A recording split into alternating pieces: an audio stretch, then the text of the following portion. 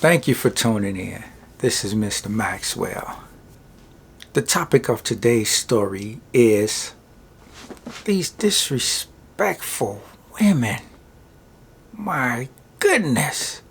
I have a tenant. Just moved in.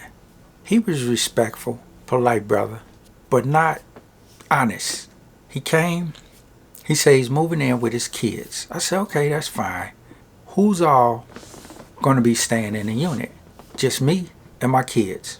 I said, okay, how many kids you got? He's got 3 little kids. He asked, do you allow pets? I said, no. He said, okay, I guess I got to get rid of my dogs. I allow him to move in.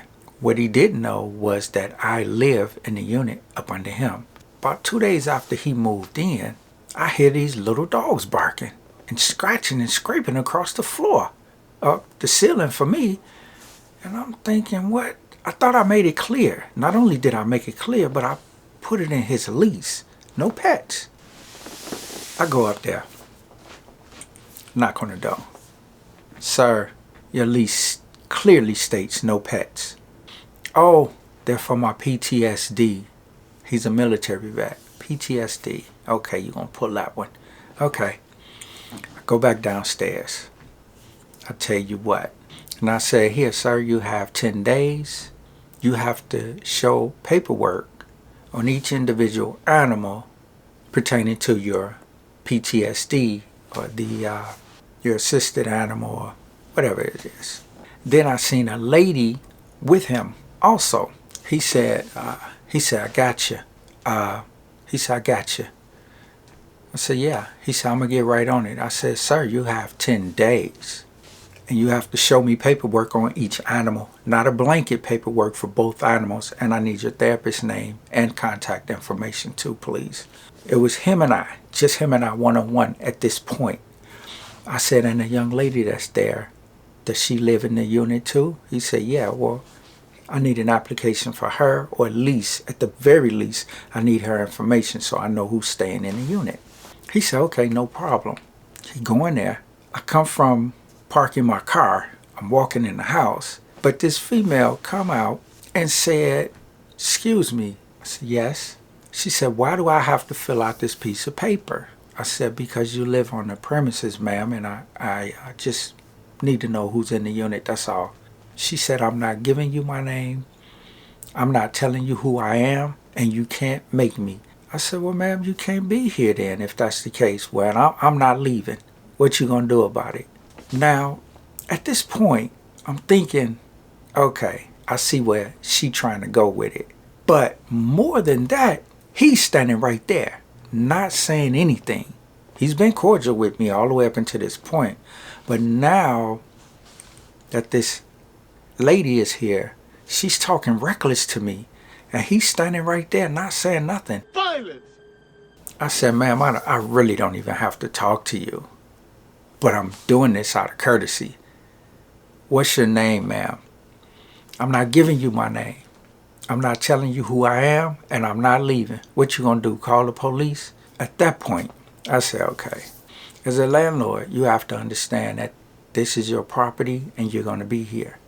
When the tenants leave, the property is still there. Tenants will come back, they will bust your car windows. They get real petty. They will cut your water on, let it run, pour cement down your toilet. They do a lot of petty stuff. And I saw that this is potentially one of those type of women. And the man standing there, not saying nothing. Instantly, I knew who ran the show. That let me know. She run the show. She wear the pants. He said nothing. Violence! Later on that night, I called him. I said, look here, sir. I just want to get a clear understanding with you. Your credibility is on the line. Once you get an eviction on your record, it is very difficult to rent, especially in Illinois. No decent landlord is going to want to touch you. So if you really want to go there with it, I suggest you rethink it. He told me, he said, Mr. Maxwell, that's my woman. Whatever she do, whatever she say, I'm going to back her up. If she don't want to give you her name, I'm not going to ask her to or make her. I'm thinking you can't make her do nothing. But anyway, so whatever she say, whatever she do, that's my woman, and I'm backing her up, and there's nothing nobody can do or say about it. This just happened the other day.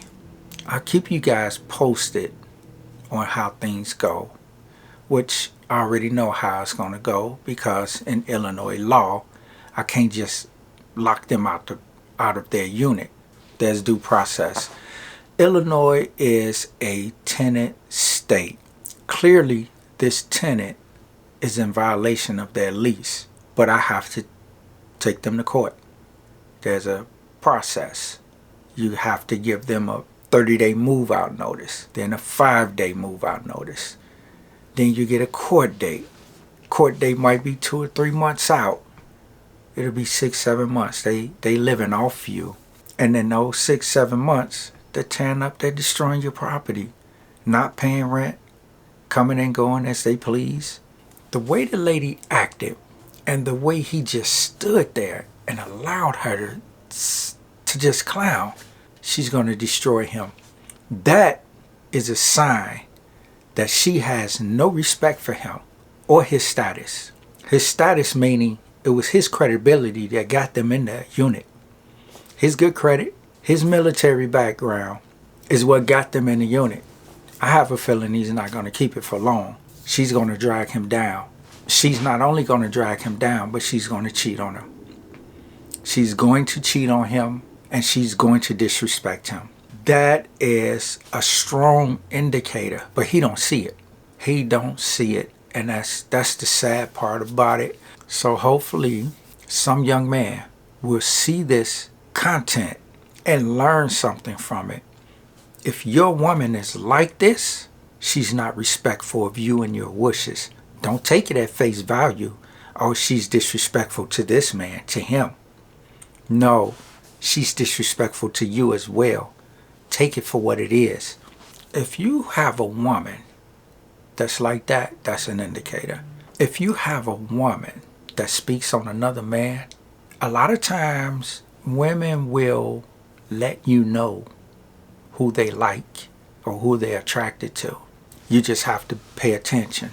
Like the story of the woman that cheated with the trainer, the personal trainer.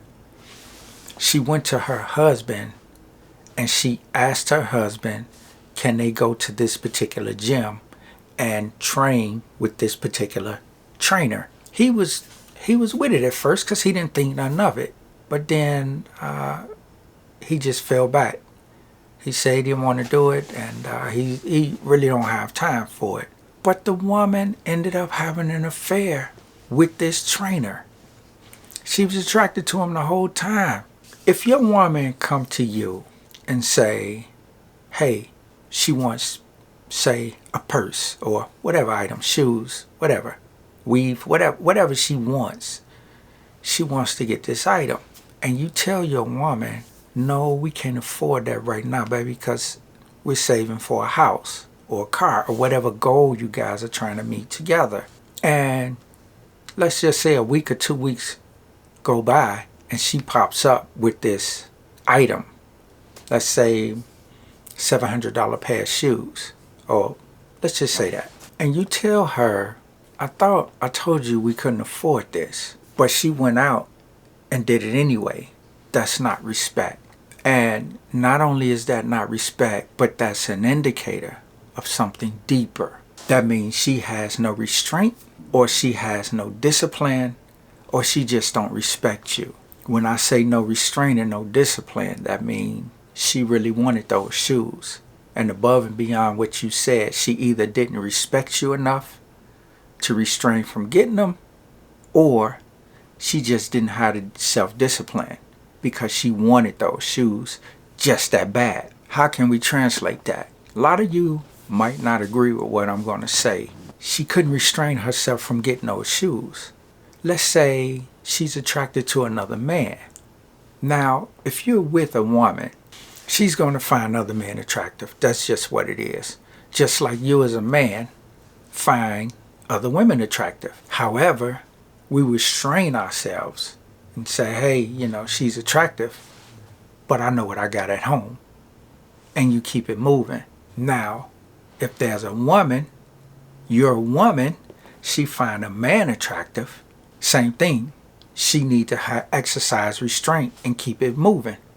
However, she couldn't exercise restraint and holding him and keep him from getting those shoes, knowing y'all got a goal to meet above and beyond what you said as a man, as the leader of the house, especially if it's a man that she's around a lot, say a co-worker. Let's say a new guy just got hired. She's attracted to this guy. The guy's funny. He's smooth. He's got charisma. Don't think it's guys that's not out here that's smoother than you. It's guys out here that's smoother than you, talk better than you, younger, handsome. They know how to maneuver through a crowd. They know how to maneuver with the woman. They know how to make her feel good. And this guy's out here like that. At that point, is your woman able to hold the restraint and the discipline to not allow herself to succumb to that temptation? She couldn't do it with the shoes. So now your woman is having an affair with this guy, but she's thinking she'll just have this quick affair, see what it's like to get with this guy, and then leave it alone. But it don't work like that for women. A man can have an affair with a woman, walk away, and it's nothing. Go home to his wife and enjoy his wife. He may think about how good of a time he had with her, but he'll never think about it in terms of, I'm going to leave my wife for this woman. Men don't do that. If you know you got a good wife at home, no matter how good, no matter how well this woman performs, she's not going to make you leave your wife. The same thing is not true for women, because women form a different type of bond when it comes to men. When it comes to a man, if a woman is attracted to a man and she makes up in her mind she's going to cheat with that man, she already cheated with him several times. She went over to every scenario she could think of.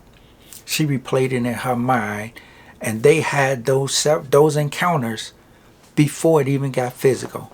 So she was already gone. She had already cheated before the physical act even happened. And that's just how women think. So it goes back to, does your woman have the discipline, the restraint that it takes to stay focused on the relationship? The shoes are an indicator.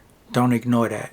That woman talking to me, talking reckless out there on that porch, is an indicator to him.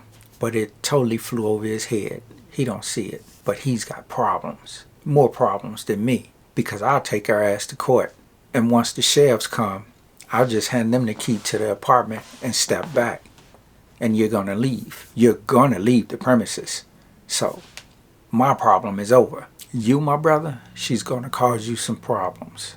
Don't ignore those red flags. This has been Mr. Maxwell. Thank you for tuning in. Thank you for listening.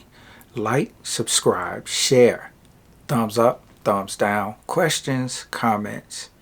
Either way, I wish you well. Today's content is sponsored by Sunday Morning Travel Agency. I've had people ask me, who do I book through when I travel? Easy answer, Sunday Morning Travel Agency. I book my flight, I book my hotel stay, book my car rental. I can book tours, activities, excursions. I can even buy a digital SIM card for my phone. So when my plane touches down, I'm already connected. Check out the site, Sunday Morning Travel Agency. The link is in the description.